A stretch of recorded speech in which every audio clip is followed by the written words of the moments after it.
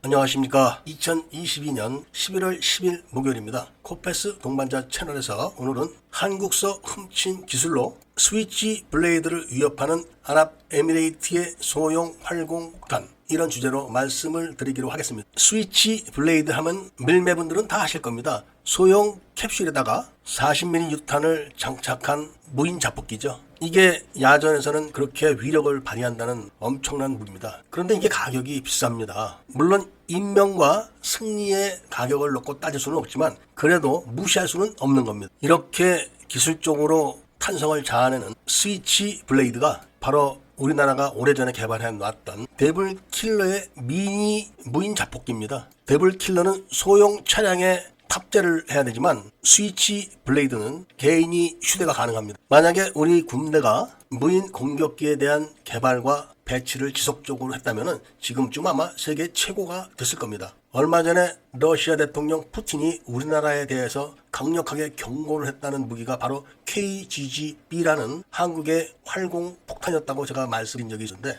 바로 우리 대한민국의 KGB-B를 소형으로 만들어서 짭짤하게 재미를 보는 나라가 있습니다. 바로 아랍에미레이트입니다. 아랍에미레이트는 소형 박격폭탄에다가 바로 활공 키트를 장착을 한 겁니다. 그까짓 거 해서 뭐해? 이렇게 이야기를 하시는 분들이 많이 있겠지만 미래 전쟁을 연구하는 군사 전문가들은 그렇게 보질 않습니다. 스위치 블레이드 때문에 소형 자주 화기들이 다 사라진다고 합니다. 한국이나 미국이나 유럽 선진 군대가 큰 돈을 들여서 120mm 자주 박격포를 개발했는데 이게 바로 스위치 블레이드 같은 무인 자폭기에 취약하다고 합니다. 그러니까 비싼 개발비를 들여서 양산을 해가지고 장갑차에 탑재를 한 이런 자주 박격포들이 소형 무인 자폭기 공격에 그냥 없어지는 겁니다. 그래서 미군은 이런 소형 자주 박격포를 다 없애야 된다는 그런 연구 결과를 내놨다고 합니다. 그러면서 문제점으로는 스위치 블레이드 같은 소형 무인 자폭기들이 가격이 비싸고 위력이 약하다, 이런 점을 지적을 했다고 합니다. 그런데 아랍에미레이트가 최근에 내놓은 바로 소형 활공폭탄들이 이런 문제를 다 해결하는 그런 위치에 놓여 있는 겁니다. 활공 박격포탄이니까 당연히 날아다니는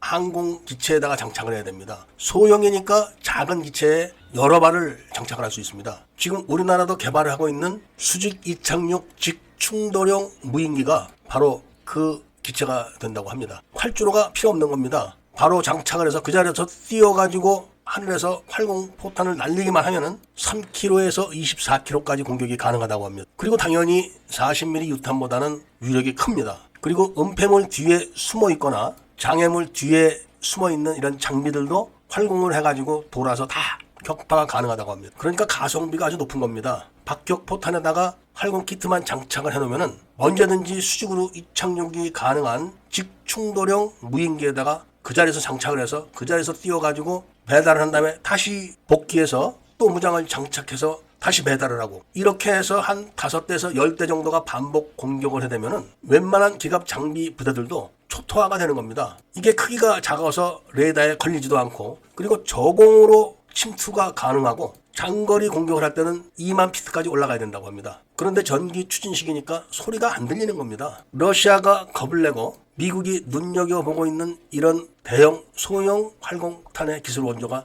바로 우리나라입니다. 그리고 지금 미국이 자신있게 사용하고 있는 스위치 블레이드도 바로 우리나라에서 개발했던 더블킬러가 기술의 원조인 겁니다. 아랍에미레이트는 이 소형 폭탄을 또 여러 종으로 나눠서 다양한 공격 패턴을 구상을 하고 있는데 문제는 소형 무인기가 없는 겁니다. 소형이기 때문에 바이락타르 같은 활주로가 필요한 그런 무인기는 안 되는 거죠. 제자리에서 바로 이륙을 해가지고 공격을 하고 돌아와야 되고, 또 바로 무장을 달고 수직 이륙을 해서 바로 공격이 가능한 이런 정도의 기체를 만들어야 되는데 거기까지는 못한 것 같습니다. 만약에 이 폭탄을 한국이 그대로 개발해서 갖고 있고 소형 수직 이착륙기를 한국이 보유하고 있다면 그 무기를 우크라이나로 보내게 되면 러시아의 중소형 기갑부대들은 전부 전멸합니다. 아무래도 40mm 유탄보다는 박격 포탄이 더 위력이 강하죠. 그렇기 때문에 미군이 현재 사용하고 있는 스위치 블레이드의 단점을 그냥 가볍게 해결하는 겁니다. 이런 기가 막힌 기술의 원조국이 조금만 더 분발을 한다면 세계 최고의 무인 공격기들을 얼마든지 만들어낼 수 있습니다. 참고로 지금 터키는